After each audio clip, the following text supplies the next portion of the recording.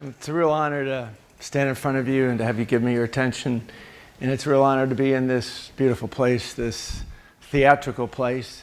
And it is about place that I'd like to talk, because we are at a transformative, evolutionary shift about place, because the concept of place has changed forever.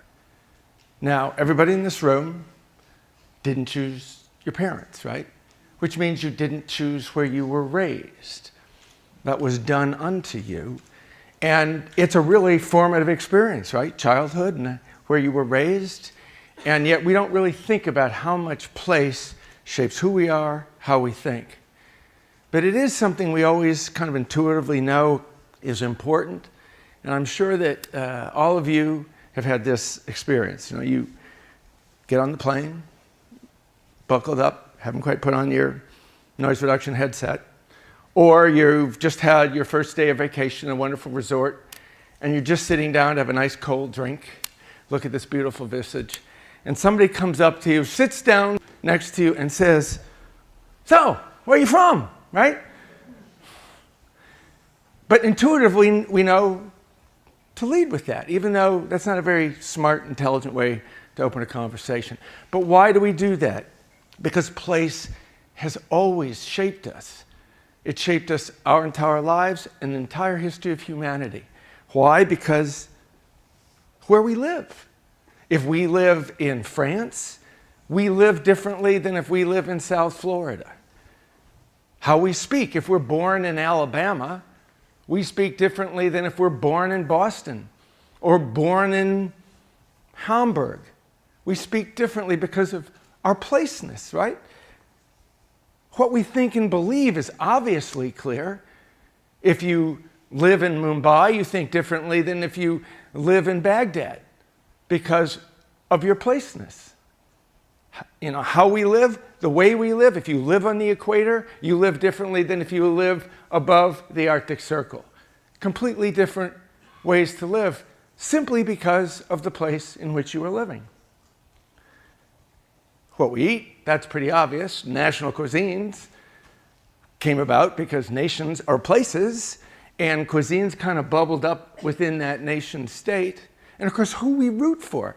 I mean, if you're rooting for the Toronto Maple Leafs, or you're rooting for the Boston Red Sox or Manchester United, it is probably because you live near there, or you grew up there, or you passed through there.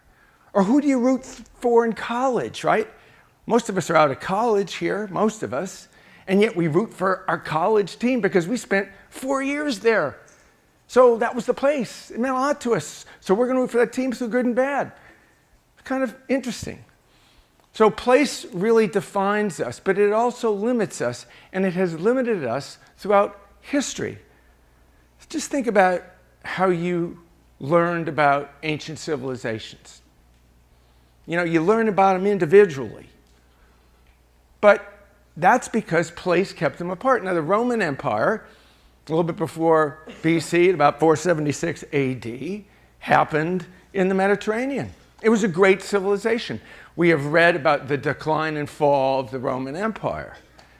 Decline and fall in large part because it imploded on itself. It didn't have any interactivity with any place else. And it could have, because simultaneously to the Roman Empire were the great dynasties of China. Chinese never interacted with the Romans because place, distance, kept them apart. At the same time, there was the Mayan civilization. All three of these civilizations coexisted, but they didn't know that they did because the distance kept them apart. They were completely based within place. Remember that if you think about history, how we learn about them separately. What if these three existed today? We'd know about everything that was going on within 24 hours, right? We're all so connected. So place is really limited civilization. Now, the agricultural age started 10,000 years ago. And that's where the concept of place began, because we stopped following the food and following the weather and put down roots, literally, and place began. So the 10,000 years of the agricultural age is when all the great civilizations and all the great religions that come to mind occurred, up until about 200 years ago. So only in the last 2% of all of recorded history has distance begun to shrink, and that's because of technology. Technology and connectivity shrinks distance. Clearly, 200 years ago, roughly, the telegraph. That was the first thing that closed distance, that started to make the world smaller. The radio, 100 years ago, roughly, market penetration, first electronic medium. Landline, 75 years later. Television, 60 years later. And the internet. But if you look at these words and you think about when they first came into being, they were entirely place-based, right? You had to go to where the telegraph was. You had to plug the radio in the home. You had to have the television in the living room. The landline was connected to the wall. And even the early stage of the internet was connected to a wire. So even though these technologies shortened distance, made the world smaller, as we referred to it, we still were stuck in places.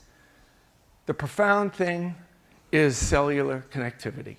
Completely eliminates the concept of place. Why? There's 7 billion of us, a little bit more, closer to 7.1 billion now, on this planet. And 5.6 billion of us have cell phones. Take away the very young and those that are in the remotest parts of the world, and you have cell phone ubiquity. What does that mean? It means if I were to call anybody in this beautiful room on a cell phone to cell phone, right? 1, 1000, 2, 1000, 3, 1000, 4, 1000. 5 seconds, your phone would ring. If I were to call somebody in another continent, 12,000 miles away, maybe another 2 seconds because of the relay of the satellite. So the first thing that cell phone ubiquity means is there's no time or distance limiting human communication. You couldn't say that 10 years ago. You certainly couldn't say it 100 years ago. And when you're on a cell phone, after, hey, how you doing? One of the things you ask is, so where are you? Right? Or in my case, what time zone are you in? Is it okay to talk? So there's no time, distance, or place any longer limiting human communication. That could not be said even 5 years ago, let alone all of recorded history. So there's no time, distance, or place limiting human communication. Human communication is one of the things that we humans do more than almost anything else. We communicate. So the concept of placeness has left one of our major activities. We've gone from place to space. Think about that. Think if you had a grandma who's, say, been dead more than 10 years, and she were to come back to you today, and you would go, Grandma, I got this great space I go to hang out with my friends. I got this great space I go to where I can buy anything I want. I got this great space where I can watch a movie. I got this great space where I can go and learn about anything I want that has ever existed. And she'd go, wait, honey, don't you have to go to the playground to play with your friends? And don't you have to go to a shopping center to buy something? And don't you have to go to a theater to see a movie? And don't you have to go to the library to find out? And you go, no, it's called cyberspace. So everybody in this room and the current iteration of humanity, it's the first time that a majority of humanity can share the same space. And the digital natives, as I call them, those born from 1997 to now, is the digital natives, right? Because they're the first generation born into the digital landscape. Everybody older than that is a digital immigrant into the digital landscape. So they are the first generation in human history who will spend their entire life completely living in a global space. So think about that. So I was thinking about this stuff, and I was going down some other thought. I looked up the definition of utopia. I was following some other line of reasoning. Here's the definition of utopia. Ancient Greek, utopia means no place. Thomas More, 1605, called it nowhere. Again, they were place-based. Utopia can't exist. There's no such place as that. That made me think of one of my great intellectual heroes, Buckminster Fuller. Now, Buckminster Fuller said several decades ago that humanity is moving to a fork in the road. The fork in the road is utopia or oblivion.